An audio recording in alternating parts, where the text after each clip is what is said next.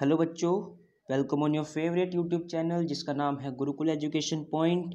मैं हूं आशुतोष और मैं आज आपके लिए लेकर आया हूं क्लास 10th की रियल नंबर्स की सेकंड वीडियो। फर्स्ट वीडियो में हमने देखा था कि एचसीएफ, एलसीएम ये सब क्या होता है, कैसे फाइंड करते हैं। तो इस वीडियो में हम देखेंगे ये difference between rational and irrational numbers. ये वीडियो मैं सिर्फ इसलिए बना रहा हूँ क्योंकि कुछ बच्चों को ये पता ही नहीं होता है कि rational numbers and irrational numbers में क्या डिफरेंस होता है। मतलब जनरल तो पता होता है पर डेफिनेशन वाइज या एग्जांपल नहीं पता होते हैं काफ़ी सारे बच्चों को। तो इस वीडियो में हम ये देखेंगे कि रेशनल और इरेशनल नंबर्स में क्या डिफरेंस होता है। इसको देखने से हमें एक क्वेश्चन भी सॉल्व कर पाएंगे। वो क्वेश्चन कौन सा है वो मैं नेक्स्ट वीडियो में बताऊँगा। तो इसके लिए ये वीडियो भी देखिए और नेक्स्ट वीडियो भी देखिए। तो अब ये देखते हैं कि रेशनल नंबर्स और इरेशनल नंबर्स में क्या डिफरेंस होता है। तो फर्स्ट देखते हैं rational numbers and irrational numbers. तो फर्स्ट देखते हैं रेशनल नंबर्स। रेशनल नंबर्स क्या होते हैं? तो रेशनल नंबर्स ये होते हैं। Rational numbers are those numbers which can be written in the form p upon q, जो p अपॉन q की फॉर्म में लिखे जा सकते हैं। जो नंबर्स p अपॉन q की फॉर्म में लिखे जा सकते हैं मतलब फ्रैक्शन में लिखे जा सकते हैं। और एक और कंडीशन है, क्या कंडीशन है? That is q is not equal to zero. जो डिनोमिनेटर है वो ज़ीरो नहीं होना चाहिए। तो कौन से नंबर्स होते हैं जो p अपॉन q की फॉर्म में लिखे जा सके, p अपॉन q की फॉर्म में लिखे जा सके, और जो q है वो नॉट इक्वल टू ज़ीरो होना चाहिए। q ज़ीरो नहीं हो सकता, भले p ज़ीरो हो सकता है पर q ज़ीरो नहीं हो सकता। तो ये थी फर्स्ट कंडीशन रेशनल नंबर होने के लिए। जो सेकंड कंडीशन है वो है कि दोनों p and q both are coprimes. दोनों नंबर क्या होने चाहिए? को प्राइम्स होने चाहिए। तो मैं बता दूं कि को प्राइम क्या होता है। को प्राइम नंबर्स वो नंबर्स होते हैं, को प्राइम नंबर्स एक पेयर होता है नंबर्स का। क्या होता है? एक पेयर होता है।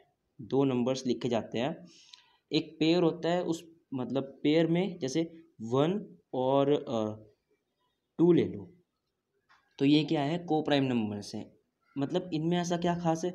इसमें ये खास है कि इन दोनों का जो कॉमन फैक्टर है, मतलब किसी एक सिंगल नंबर से अगर ये डिवाइड होंगे तो वो सिर्फ और सिर्फ 1 है। 1 के अलावा कोई ऐसा नंबर नहीं है जो इन्हें डिवाइड कर सके। अगर दूसरा एग्जाम्पल लूँ तो दूसरा एग्जाम्पल क्या हो जाएगा? 2,3, 3,5, बहुत सारे नंबर्स हैं ऐसे। तो ये सब क्या करेंगे? ये इनको सिर्फ और सिर्फ एक ही नंबर से ये डिवाइड होंगे। सिर्फ और सिर्फ एक ही नंबर से ये डिवाइड हो पाएंगे। ओके, तो ये समझ में आया। तो अब को प्राइम नंबर समझ में आया आपकी। तो चलिए अब क्या करते हैं, अब इरेशनल नंबर्स को देखते हैं। तो इरेशनल नंबर्स कौन से नंबर्स होते हैं? इरेशनल नंबर्स वो नंबर p अपॉन क्यू की फॉर्म में नहीं लिखे जा सकते, जिनको हम p अपॉन क्यू की फॉर्म में नहीं लिख सकते। तो वो नंबर्स क्या होंगे? Irrational numbers. अगर सिंपल लैंग्वेज में कहूँ तो इरेशनल वो नंबर्स होंगे जो रेशनल नहीं होंगे। रेशनल क्या थे? जो p अपॉन क्यू की फॉर्म में लिखे जा सकते हैं। तो इरेशनल कौन से होंगे? जो p अपॉन क्यू की फॉर्म में नहीं लिखे जा सकते। ओके, ये समझ में आया। अब नेक्स्ट बात करते हैं दोबारा से। एक और जो फैक्टर है वो डिटरमाइन करता है रेशनल है या इरेशनल नंबर है। तो रेशनल नंबर के लिए सबसे पहला जो फैक्टर है वो क्या है? टर्मिनेटिंग। क्लास 9th में आपने पढ़ा होगा टर्मिनेटिंग। तो टर्मिनेटिंग क्या होता है तो टर्मिनेटिंग नंबर्स वो नंबर्स होते हैं, जैसे एग्जाम्पल के लिए अगर कहूँ तो 1/2। 1/2 इसका एग्जाम्पल क्यों है? 1/2 इसका एग्जाम्पल इसलिए है क्योंकि 1/2 को जब सोल्व करें तो ये क्या आएगा? ये आएगा 0.5। अब ये 0.5 आया तो 0.5 में ऐसा क्या खास है? 0.5 में ये खास है कि ये पॉइंट के बाद एक डेसिमल प्लेस के बाद रुक गया। मतलब कुछ नंबर्स आपने देखे होंगे जो रुकते नहीं हैं, वो चलते रहते हैं, अलग अलग नंबर्स आते रहते हैं। तो 1/2 जैसे जो नंबर्स होंगे, मतलब जो डेसिमल प्लेस के बाद टर्मिनेट हो जाएंगे, वो नंबर्स कौन से होंगे? वो नंबर्स होंगे रेशनल नंबर्स। क्लास 9th में आपने टर्मिनेटिंग नॉन टर्मिनेटिंग पढ़ा होगा। तो जो टर्मिनेट होंगे वो क्या होंगे? वो रेशनल नंबर्स होंगे। अगर इसका एक और एग्जांपल दूं तो इसका एक और एग्जांपल क्या होगा? ये हो जाएगा 1/4। ये क्या आता है? ये आता है 0.25। तो जो भी नंबर टर्मिनेट हो जाएंगे, रुक जाएंगे डेसिमल प्लेस के बाद, वो क्या होंगे? रेशनल नंबर्स होंगे। जो इरेशनल का मैं बाद में बताऊंगा। तो रेशनल नंबर्स अभी समझ में आया? ये एक फैक्टर है रेशनल नंबर को डिफाइन करने का। क्या? टर्मिनेटिंग, टर्मिनेट होने चाहिए। इसके एग्जांपल्स भी मैंने बता दिए। तो अब जो नेक्स्ट फैक्टर है वो भी देख लेते हैं।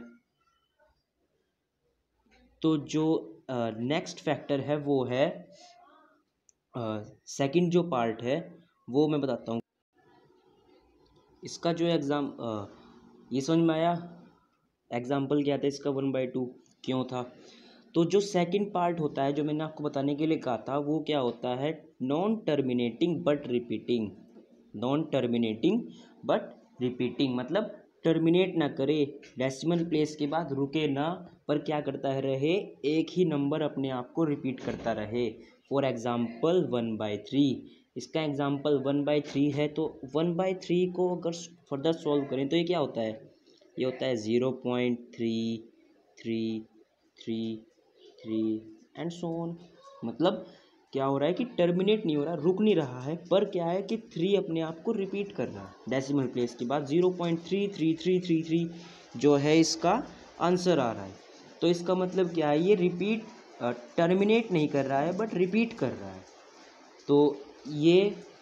तो जो ऐसे नंबर्स होंगे जो टर्मिनेटिंग होंगे, मतलब टर्मिनेट करेंगे, रुक जाएंगे, या रुकेंगे नहीं पर अपने आप को रिपीट करते रहेंगे, वो क्या होंगे? वो रेशनल नंबर्स होंगे।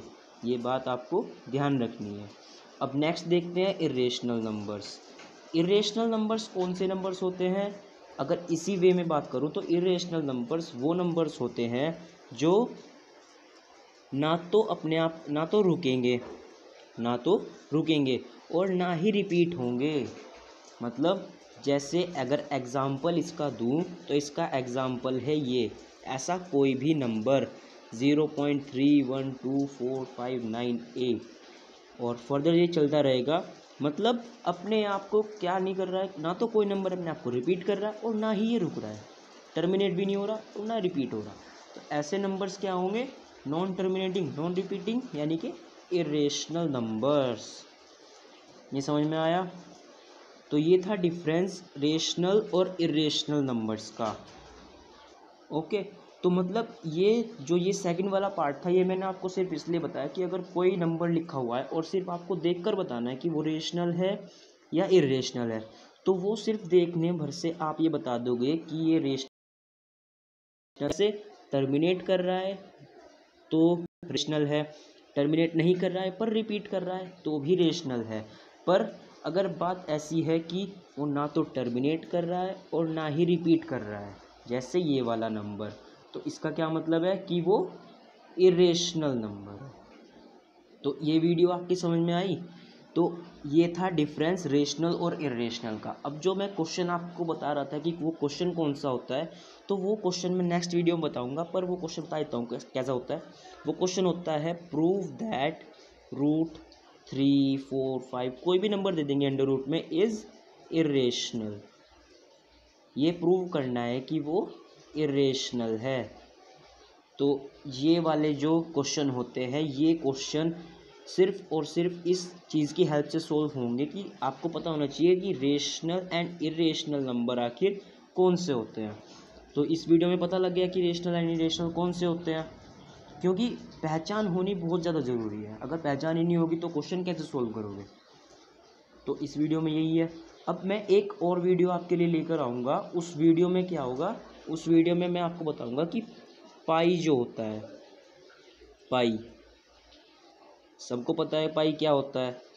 तो पाई की 2 वैल्यूज़ आपने पढ़ी होंगी, एक होती है 3.14 दूसरी होती है 22/7। जो ये दोनों वैल्यूज़ है ये तो है इसकी एग्जैक्ट वैल्यू, 3.14 इसकी पाई की एग्जैक्ट वैल्यू है। दोबारा से बताऊँ अगर, तो जो 3.14 है, हाँ, पाई आपने पढ़ा होगा, तो पाई की दो वैल्यूज होती है 3.14 और 22/7। तो जो ये 3.14 वाली जो वैल्यू है ये इसकी एग्जैक्ट वैल्यू होती है, बट ये एक इरेशनल नंबर होता है। कौन सा नंबर? ये एक इरेशनल नंबर होता है, ये एक इरेशनल नंबर होता है। और जो वो दूसरा वाला था, मतलब पाई की दूसरी वैल्यू आपने कौन सी पढ़ी थी? पाई की जो दूसरी वैल्यू हमने पढ़ी थी वो थी पाई की जो दूसरी वैल्यू पढ़ी थी वो है 22/7।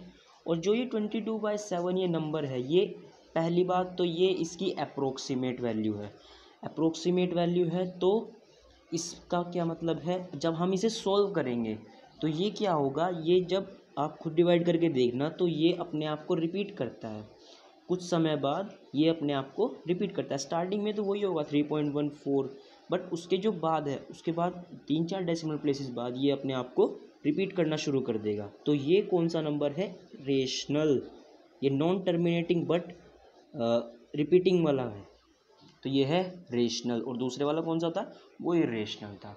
तो इसके लिए मैं आपके लिए पूरी वीडियो लेकर आऊँगा एक पाई का रहस्य। तो चलो सब्सक्राइब कीजिए हमारे चैनल को, गुरुकुल एजुकेशन पॉइंट, और देखते रहिए videos. Thank you and have a nice day.